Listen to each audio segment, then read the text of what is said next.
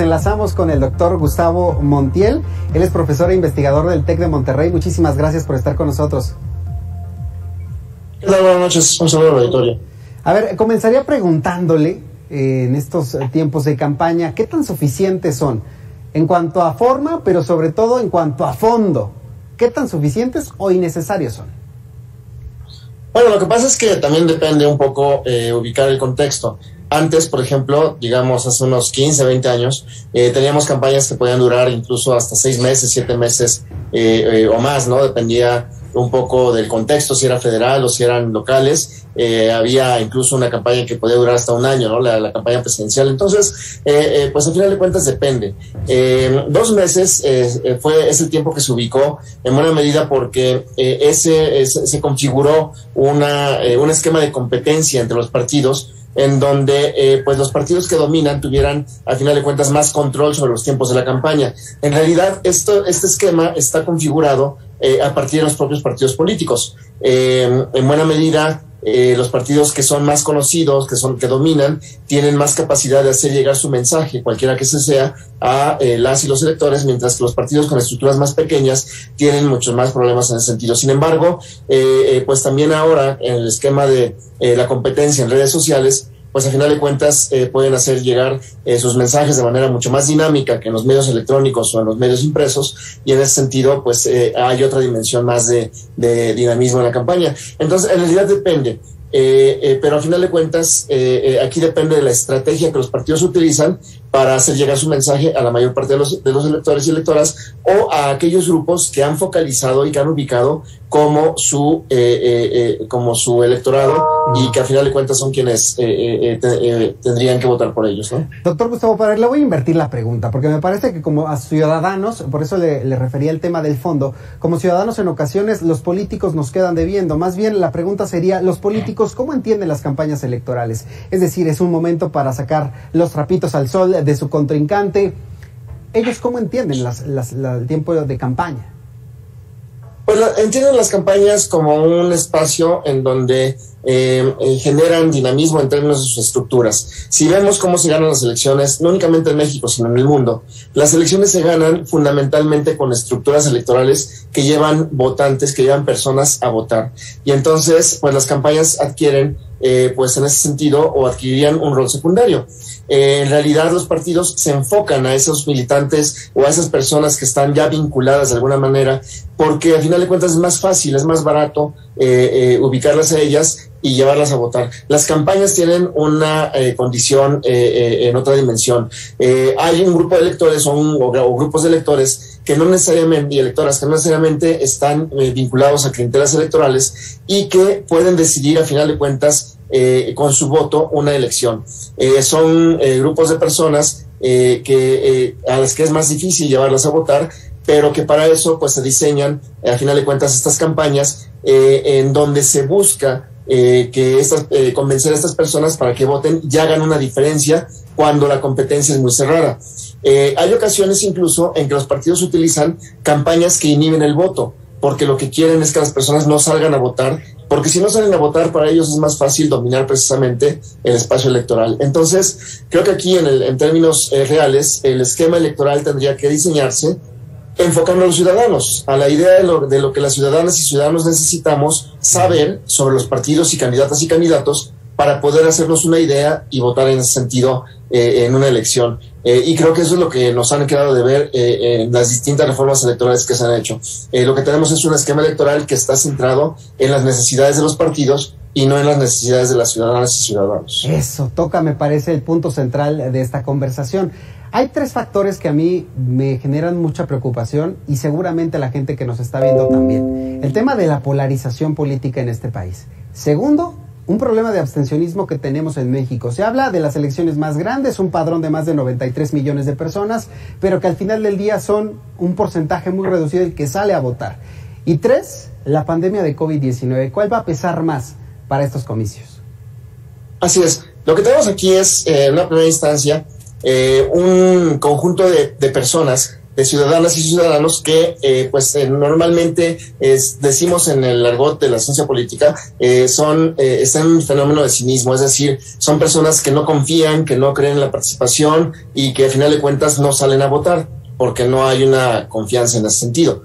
Y esas personas son el grueso de ciudadanos que no votan y que configuran este fenómeno del abstencionismo.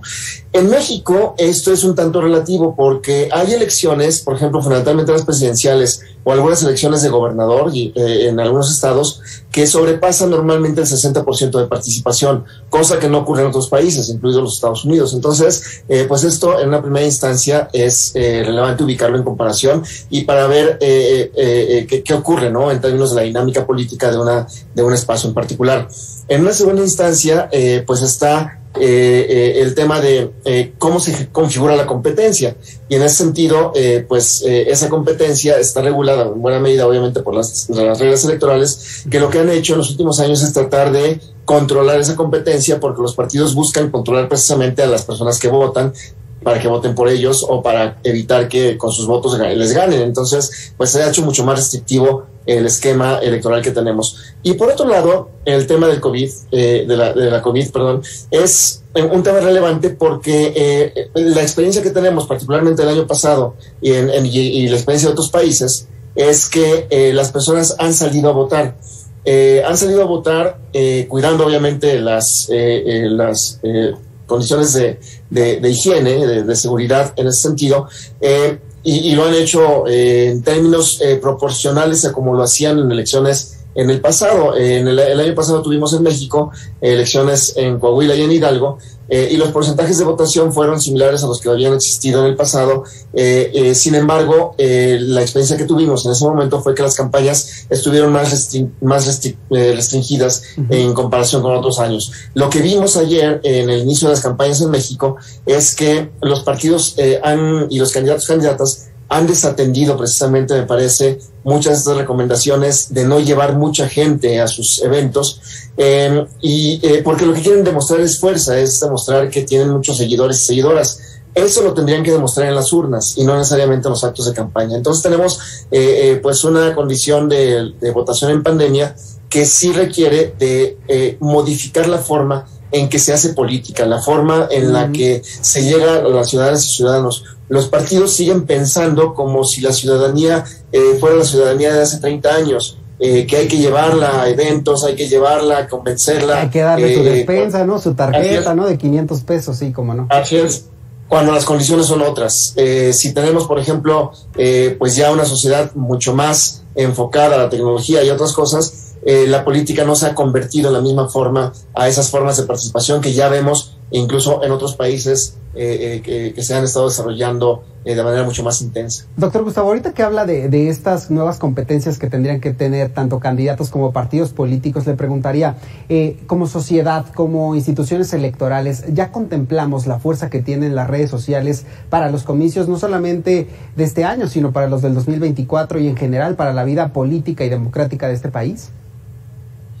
Se ha comenzado a considerar dentro de las estrategias de los propios partidos y dentro de la forma en que la autoridad electoral cuida, pues obviamente, la equidad de la campaña.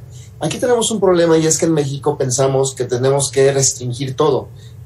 Por ejemplo, el esquema de comunicación política que tenemos evita que los partidos compren tiempos en medios de comunicación, como ocurría en el pasado, y eso hacía campañas mucho más dinámicas. Lo que pasa es que lo que hemos hecho es que en el modelo actual, un partido, por ejemplo, para que tenga un spot en televisión o radio, tiene que enviarlo al INE, el INE lo revisa y al cabo más o menos de una semana está saliendo al aire. Eso pues obviamente detiene el ritmo de la campaña. Si vemos eso en contraste con las redes sociales, vemos que ahí la campaña está todo lo que da todos los días. Lo que pasa es que la penetración de redes sociales y la forma en que las personas nos relacionamos precisamente con esa información que circula todos los días, pues depende pues de nuestras preferencias y un conjunto de condiciones. Lo que ocurre en redes sociales se replica normalmente en medios electrónicos que tienen un alcance mayor e impresos, y en ese sentido pues ahí sí puede tener hasta cierto punto pues impacto en la forma en que las personas votan. pero y la autoridad electoral lo que busca pues es un poco replicar lo que ocurre en medios electrónicos y busca restringir y controlar a las redes sociales, pero es muy complicado. Entonces aquí todavía yo creo que bastante. el modelo tendría que ser dejarlo abierto, que las ciudadanas y ciudadanos pues escojamos, digamos lo que queramos en redes sociales, porque si no de otra manera nos va a ocurrir lo que ocurre con medios electrónicos, y es que pues nadie ve los spots, y al final de cuentas cuando viene un spot todo el mundo le cambia porque pues no nos importa lo que digan los partidos en ese sentido, ¿no? Si no nos dicen nada nuevo. Exactamente. Doctor Gustavo López, muchísimas gracias por estos minutos. Gracias y un saludo al auditorio.